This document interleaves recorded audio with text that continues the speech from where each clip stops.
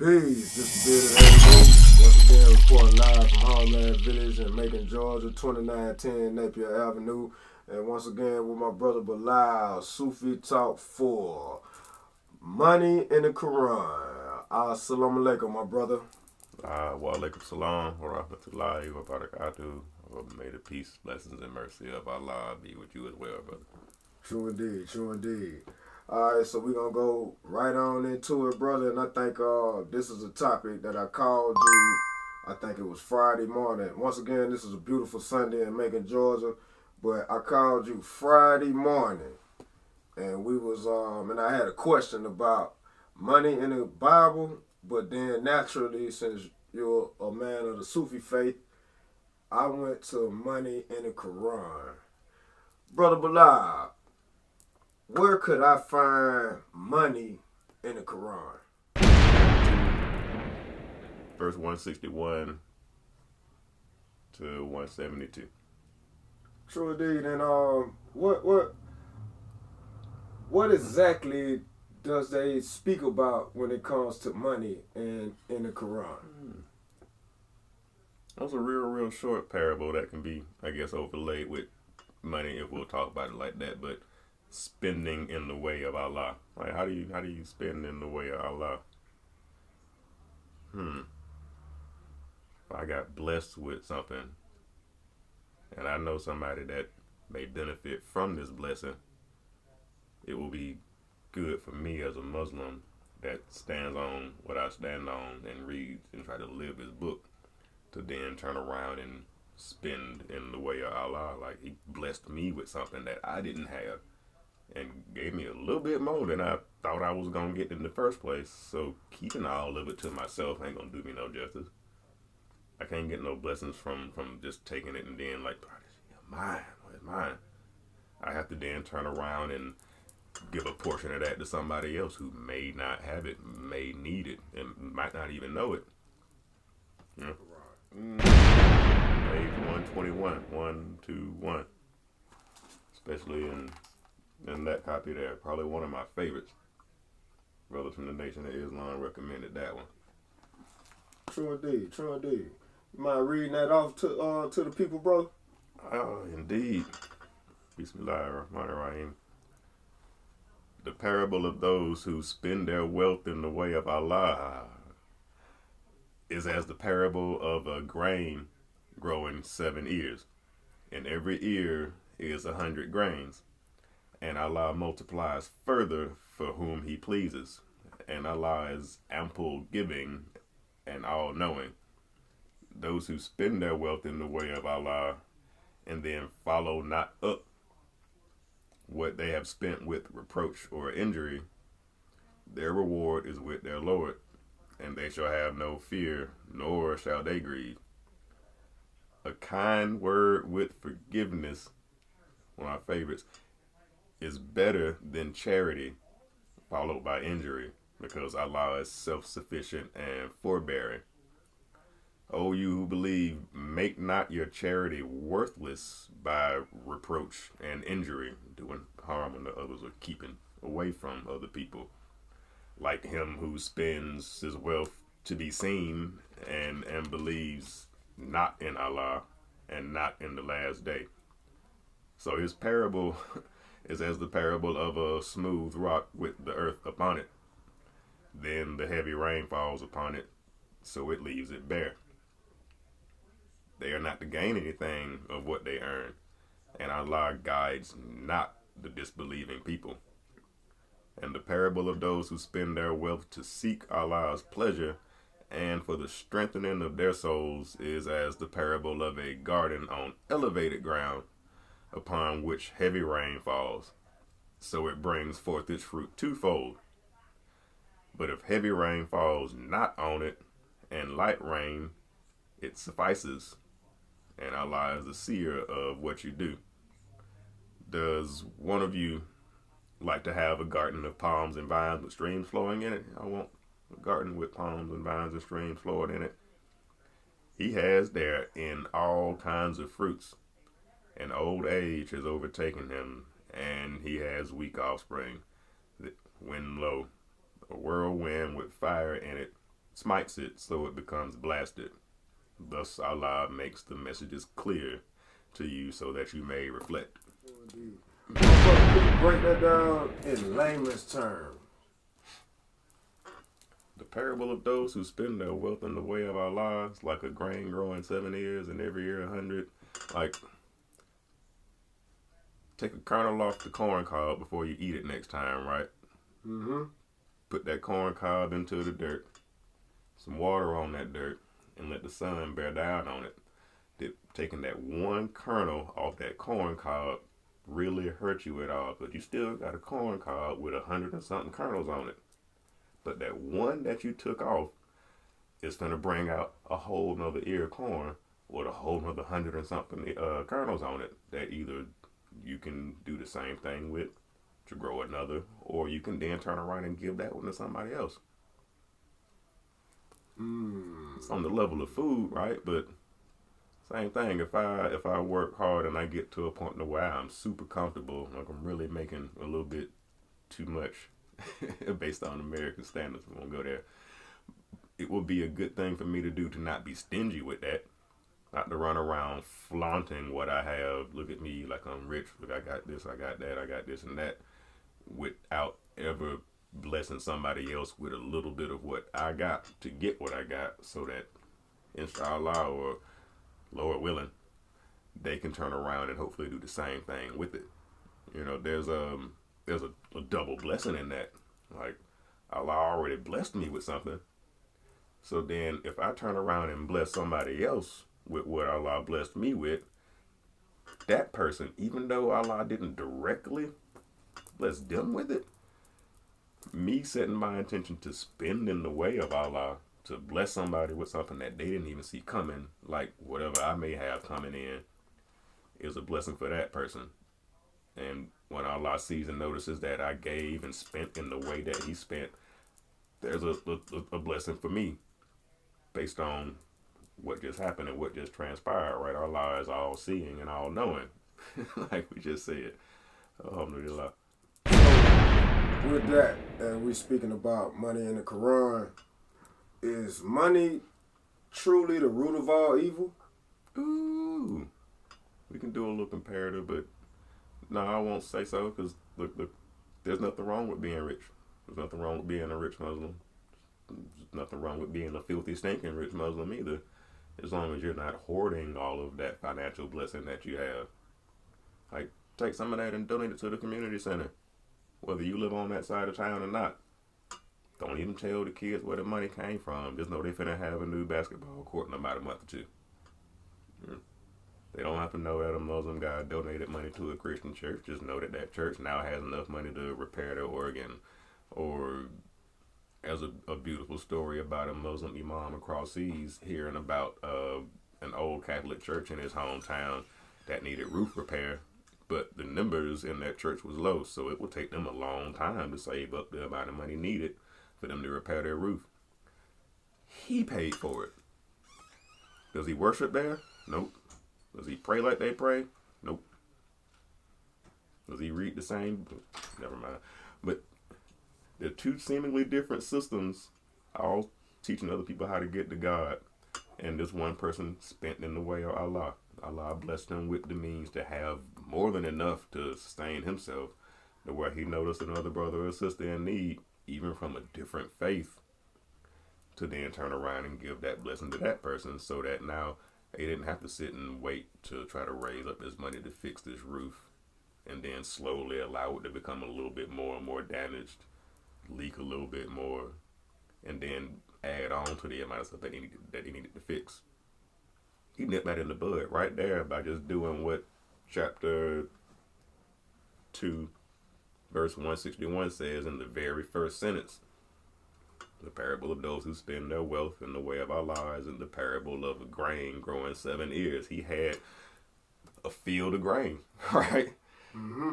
And he took a couple of them ears, or a couple of them stalks, a couple of them grain stalks, and then gave them to another church, or a church, so that they can benefit from that which Allah gave him that he was benefiting from. Now, did he lose anything? Nope. All he did was take one kernel off the corn seed, or off the corn stalk, and give a couple of those kernels to the church so they could plant those kernels and then grow their own corn without having to overwork themselves to try to do it. I don't think money is the root of all evil. The love of it is. Hoarding all that money and being stingy with it, kind of like it says in the next one, like those who spend their wealth in the way of Allah and then don't follow up on what they've spent with reproach or forgiveness or injury. There's no blessing in receiving money from a halal source, receiving blessings from Allah, and then throwing it away. Splurging on worldly things and material things. It's better to do that in such a way that it matches as best you can with how Allah or God blessed you with it. The Sunday before they got the money to fix the roof of that church, they had no idea where they were going to get that money from. The Sunday after, they were working on fixing their church. They didn't have to let it leak no more. Does it matter that a Muslim guy gave them that money? Or just somebody who spent in the way of God, in the way that I'm pretty sure God says in the Bible, just like he says in the Quran, do unto others as you'll have them do unto you, right? Make it plain and simple. If you down and out and you need to be uplifted, you need a little bit of help, I'm pretty sure it's a good brother somewhere that will help you with what you need to be helped with, if he has the means to do so. In this case, we're speaking of a parable of a source that continuously multiplies. So somebody just hoarding all of that goes against the entirety of these couple of verses here. Every single one of them, On our conversation we had Friday, we talked about the intention, and you're big on the intention and the intent of anything, right? Do you get more blessings, or will you become more richer or wealthier if your intention is in the right place? If we focus on the word rich and wealthy and can see the financial side, but also see it from a bigger perspective, then yeah. If you set your intention, which is the first thing you're supposed to do as a Muslim, when you stand on the prayer rug, oh Allah, I have the intention to perform 4 rakahs or 4 sessions of prayer for Isha, or the last prayer of the night. Or when Ramadan comes around, oh Allah, I have my intention set to perform this fast as best I can throughout Ramadan. That's the first thing any Muslim's supposed to do. My Sheikh Ahmed Obama says, if you want the most and the best from your action, focus on your intention before that action. Especially if you base that intention off of a teaching that he brought from Muhammad, from the Quran, from Allah, from anywhere within the way of life that we call Islam. So with that, right? So the people can understand a little bit better, especially in your faith and your way of life, the intention has to be in the right place. Right. Well, they say in the church, like if all hearts and minds are clear, like if your heart and your mind ain't clear and in agreement with each other about what you're getting ready to do, is that really coming from your higher self? And is that really coming from a place where the needed love is generated at to then do it in the way that your book says to do it? Because at that point, it's probably coming from your lower self. Way down there from ego. It's like holding all that money and then flaunting it or splurging it.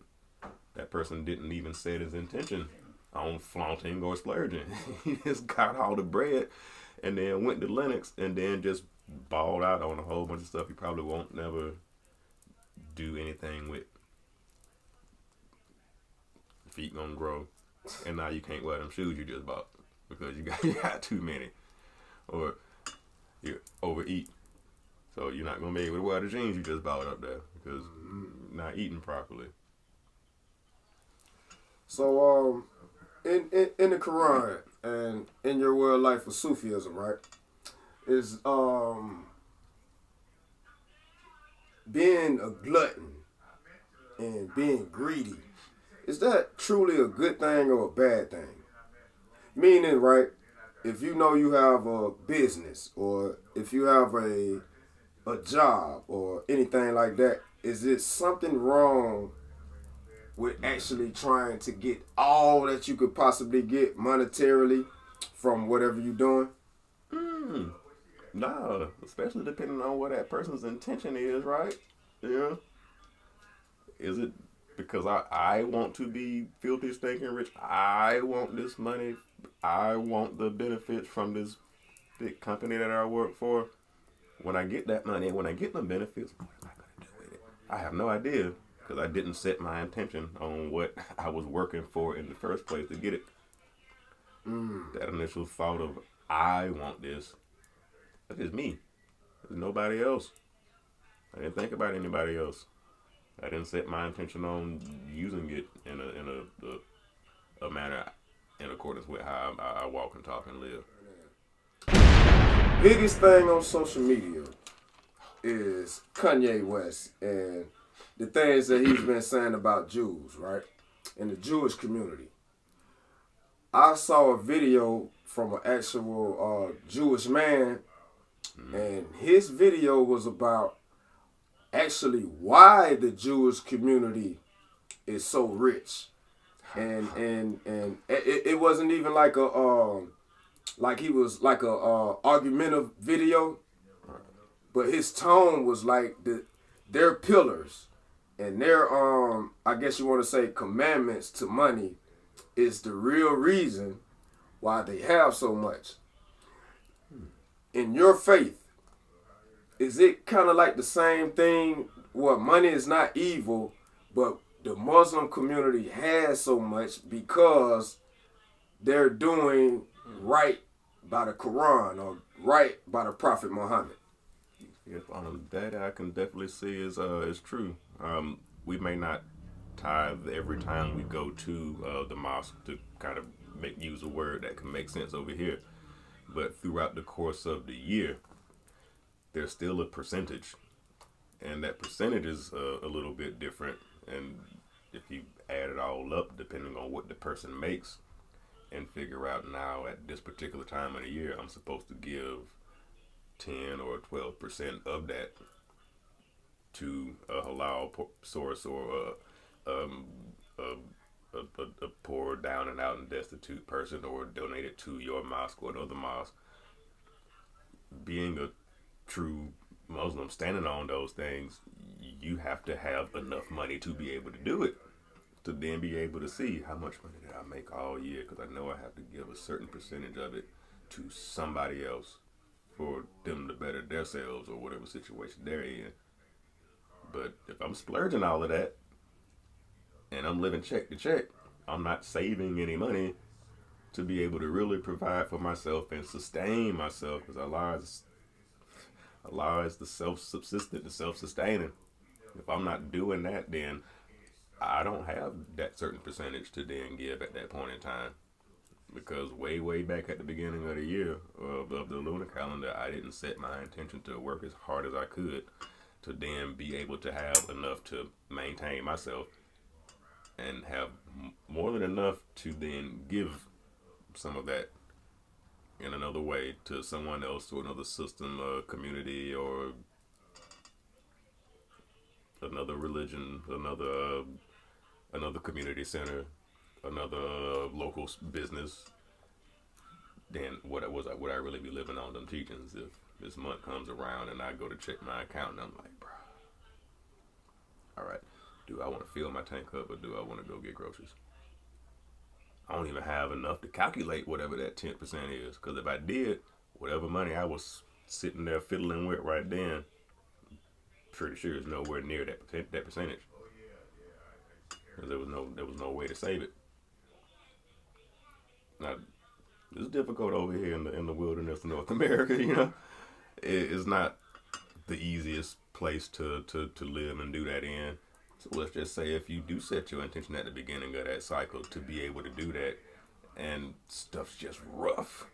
Stuff's just hard, and you might not be able to get to that certain number. You set your intention to do it. Allah judges a person's actions based on their intention. I, I set my heart and my mind on it, and I tried my best, but the system didn't allow me to get enough to be able to do it. I still had enough to live and sustain and, be here today to then be meditating on it, and might not have had enough to give that certain dollar amount, but Allah knew my mind and my heart when I set that intention on wanting to and trying to do it. So it's not a have to specific definite integer, because as long as your intention is set on it, your heart and mind is in agreement with how you're going to move to try to do these things, and something pops up in the dunya, in the world, that kind of takes a bit away from it, or you lose a little bit here and there, and you aren't able to. Way back when you set that intention, all I remember is, I'm really finna do it. I'm finna try to work as hard as I can, try to get this promotion. I'm gonna put up a little bit more money in my savings and yada yada yada. But a life happens moment happened. Dang, got in a wreck, car got totaled. Now I gotta start all over.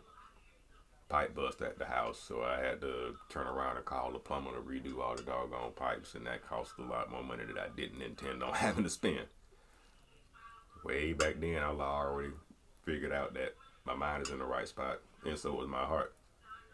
Just because I didn't and couldn't do it, don't mean that I won't get no blessing for setting that intention on doing it. Because right now, I'm still thinking about that action. Just can't do it. Ask one more question, and we'll deep dive on this offline. But let's go back to the Jewish video that I saw, and like I said, he was explaining exactly why they have so much money, right? And they was saying about the money circulation, the Jewish spending with the Jewish, right? And we always hear about how quick the dollar leaves out the black community, and it never recycles back to the black community. Right. What is it? Do the Muslim faith, do y'all live by the same code? Muslims spend with Muslims first? Ooh. Depending on what and where, I would say in some cases, yeah. We all have to eat every day, right? I try my best not to eat a whole bunch of meat, live a little vegan, vegetarian, little mixed lifestyle. But if I do want to just throw down on, some nice chicken or a roast or something like that, if I'm finna cook a whole bunch of meat, try to stretch this out for the week, it's best for me to buy that meat from a halal source. A Muslim family that owns a restaurant, or a Muslim family that owns a butcher shop, or in our case, Zamzam Market on Eisenhower, a Muslim family that owns a restaurant with a butcher shop attached to it. So if I don't want to cook the food, I can go get it from them, and they can cook it, and I can eat my meal. Well, in that case, yeah, we would spend our money with a Muslim first. But is Homeland Village ran by a Muslim? No, sir. No, sir. Bumbleclot. Oh, it's Clyde. It isn't. But there are some things in here that, of course, if anybody wants to titillate their pineal, they would definitely want to come in here and get. So the fact that Abidjar is a Pan-African, or still practicing Rasta teachings and whatnot,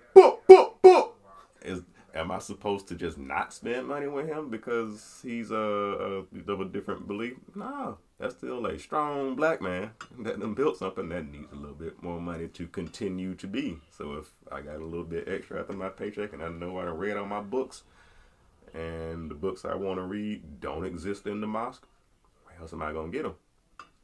True indeed. But let's stay right there for 1 second. 1 second. One more question on that, right? We'll go back to, peace to the gods and earth. Y'all know how I get down. And y'all know that's my brother. No matter what, that's going to always be my brother. But I want to ask this question. Is it charity? Do you think that it's charity that you spend with another community, meaning that you get more blessings spending with a Pan-African, spending with a Hebrew, spending with a Christian because you did what you were supposed to do as a Muslim.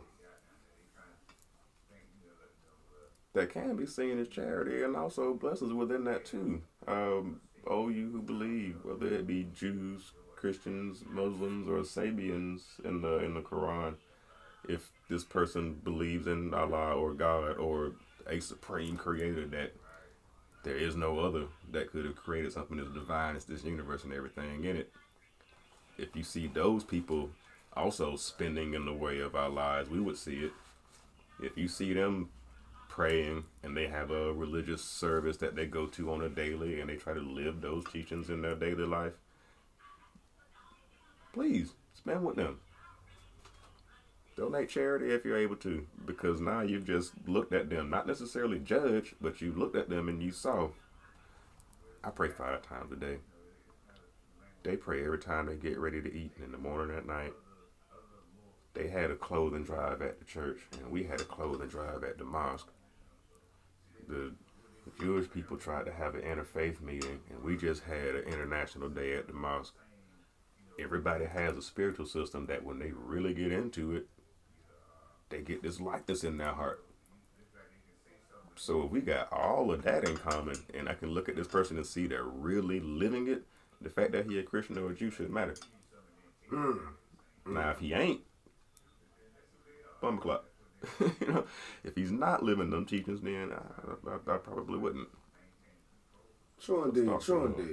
Let me ask you this question, brother. On this note that everybody loves, the dollar.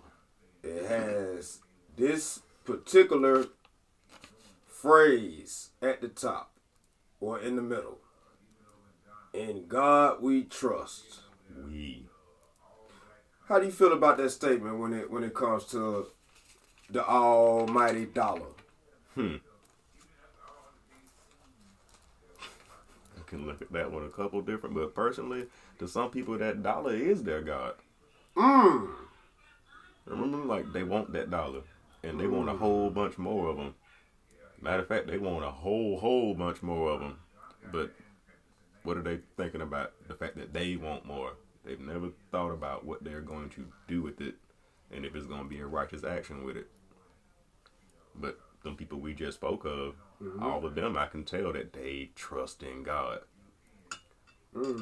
They live their life based on what God put in their book. They walk it and they talk it. You can see it in action. I don't even have to ask this person what you believe in. I see you giving from what God gave you to somebody else who ain't got it. I don't care if you got an ankh around your neck, a pair of prayer beads, or a rosary, or the cross with the guy on it or off it. It doesn't matter. You talking about the pill guy? Hey, we can't throw Caesar out there, but astaghfirullah. But what the person has around his neck shouldn't matter if they're truly living them teachings. They just believe in how they got them a little bit different. They got them. And they believe in God, and they trust that God sees their actions. I believe in God, and I trust that God sees my actions, especially if me and this person have the same heart and mind connection when we're doing it. So in that case, in God, we trust. The we. Right. That's the powerful word, huh? That's the powerful word. The we. Because there should be that togetherness, right? But is there a we over here? But Damn, surface level things. I mean, the fact that I'm the only Muslim in an 85% Christian family, probably she used a different percentage, but in a majority Christian family doesn't really come up much because some of the things that they do, I also do. They pray, they read their holy book, and they try to live it every day. I pray, read my holy book, I try to live it every day. We pray differently, but the result of that prayer is what matters. We trust that when we get finished crying out to God because we're going through something, that God will help us through it. And 10 times out of 10, guess what happens? God send an angel down here to help you right out of it. the small differences really shouldn't matter. Because reciting the mantra in my head mentally over and over and over in hopes that the prayer I'm saying in the middle of it will be answered. Now, the fact that in Mississippi somewhere it's a black woman over a stove frying some pork chops, smothered, chunked with onions and all this stuff. Muslims don't eat pork, so that's where the hint come from. But the fact that there's a Christian lady over in Mississippi frying up a whole bunch of pork chops that we view as haram, but while she's cooking them pork chops, she's trying to figure out, how am I going to get some more food for tomorrow for my kids to eat? Lord, help me. Like, get me out of this situation. Send a blessing through. She trusts, right, that God will send a blessing to her the same way as I do to get her out of that spot that she's in. And 10 times out of 10, God will send that blessing to her in God's time. Does it take a we to become, I guess you want to say, comfortable, well off, or whatever? Does it actually take a we? Because, like, we go back to that dollar bill, in God, we trust and intention. Is there a correlation in between those two when it comes to just money? And when I'm talking about money, it has nothing to do with the dollar bill. It could be a dinar, dirham, a euro, a million, or whatever. However the currency is flowing throughout the world, is intention and we necessary for your community or yourself to be well off and comfortable? I would say so in certain aspects, yeah. Because if the black community doesn't circulate their black dollar with another black person that has a black business, then can that black business still stay open to provide for somebody else who has a black dollar that they need to spend in a righteous and upright or pious way, supporting another black business owned by a black man? I thank God for Homeland Village. I got somewhere where I can put my black dollar in somebody's hand and then come back next week and see something different in here every single time, because my black dollar allowed him to go get something from the market to feed people with next week. My black dollar allowed him to import something from Senegal or something from West Africa that you can't find in America. 2910 Napier Avenue. Just come look at some of the stuff in here that you cannot find in America. My black dollar, Brother Heru's black dollar, over the course of all these years, brother, how many people do you think that we done not unintentionally, but not knowingly fed or added up to provide the service for Abijah to bring a statue back from Africa that this one person in Macon has knowledge about? Everybody else just thinks it looks cool, but there's one person that comes in and is like, I know what that is. If it wasn't for that black dollar circulating, if it wasn't for that black dollar being taken from one black hand and put in another black hand, then that statue wouldn't have gotten here. That brother wouldn't have had that connection with something he found in this store. He would have never got it at all. The Prophet Muhammad, peace be upon him, said that the hand that is like this is better than the hand that is like this. Oh, man. All right. The hand that's getting ready to give somebody something. Oh, man. Drop the bombs. Drop the bombs. Better than the more fire. It's better than the hand that's just sitting out there with the intent to take. Now, receiving is different. This hand out here wants to take something because there's nothing above it putting something in it. Gave and received. But if ain't nothing above that hand to put anything in it, it's looking for something to take. Right? But the hand that's like this is better than the hand that's like this. I'm thankful for my little black dollars. Oh, man. Little black store, right? Man. Well, one more, brother, before we wrap it up. Like I said, I can already tell this is going to lead to a couple different series, and we'll deep dive on it. Guilt. Should you feel guilty just in your mind, right?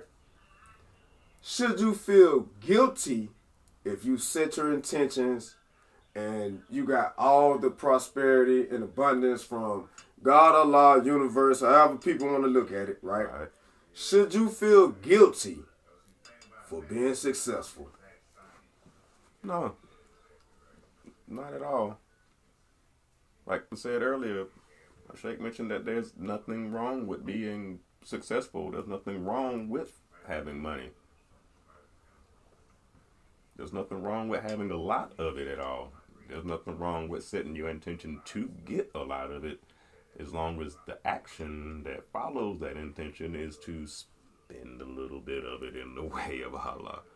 You know, I do want to be filthy, stinking rich.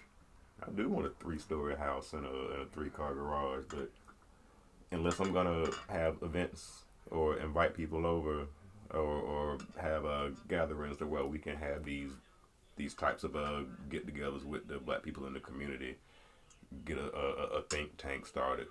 The fact that I mentioned that I want this big old house and I want this big old garage isn't something bad at all, because I'm going to use a part of that big old house to then do something else with it.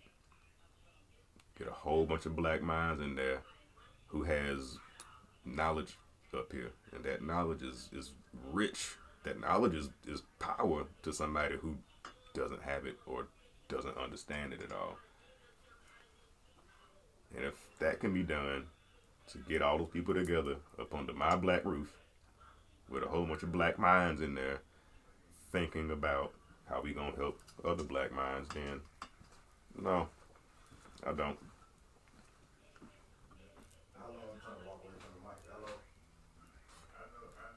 I will say verse 268 kind of goes into it. And I think we can close right around that one there.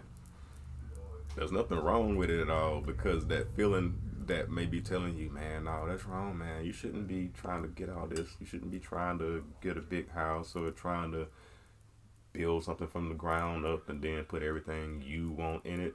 You shouldn't want to do this. What are you going to do with all that money? Verse 268, the shaitan threatens you. The shaitan threatens you with poverty or enjoins you to be... I have to translate that word from Arabic to English again. The shaitan threatens you with poverty and enjoins you to be niggardly, ignorant. And Allah promises you forgiveness from himself and abundance, because Allah is ample, giving, and all-knowing. So at the beginning, that the shaitan, your ego or lower self, got you distracted. Man, should you really? What you gonna do with all that, man? You need to do something. You need to get this. You need to buy that. You need to get this. It's threatening you with poverty, right? Because if I'm finna spend all this money on myself that Allah bless me with, what am I gonna have left? But a whole bunch of stuff and no money. That'll go back to being greedy and a glutton, huh? Yeah. Sure indeed. Cardinal sin. Sure indeed. More fire, man. I'm putting the flames on the yeah, we putting the flames on the peace. Once again, like I said, this is Bearded Heru. We report live from Homeland Village, and I'm with my monthly bill with my brother Bilal, and we was talking about finances. Any last word for you, my brother? I would say that there's nothing wrong with money, right? As long as your intention with it is good. There's nothing wrong with being rich. Remember, read before that one quote that we hear a lot, money is the root of all evil. There's a few words before that, the love of money is the root of all evil.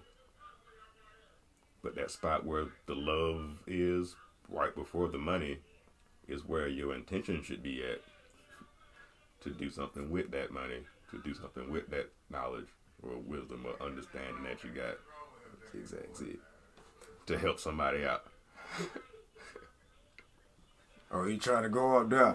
Like I said, All right, this was part one. I know automatically just from our vibration it's going to be a part two and a part three to this specific title, Money and Finances in the Quran. It's the bearded Heru, but check out the building, 2910 Napier Avenue, Macon, Georgia. Everything that you could ever want to read, ever want to know. Peace to Elijah Muhammad, how to eat the live. Everything is in here. It was just one I just saw up there, and it said monetizing gentrification. Pretty much everything that you pretty much want to know to, just expand your knowledge with some cipher. Hey, man, this is Bearded Heru. I'm with my brother Bilal. Much love to you, brother. Assalamu alaikum. Wa alaikum salam wa rahmatullah. Peace.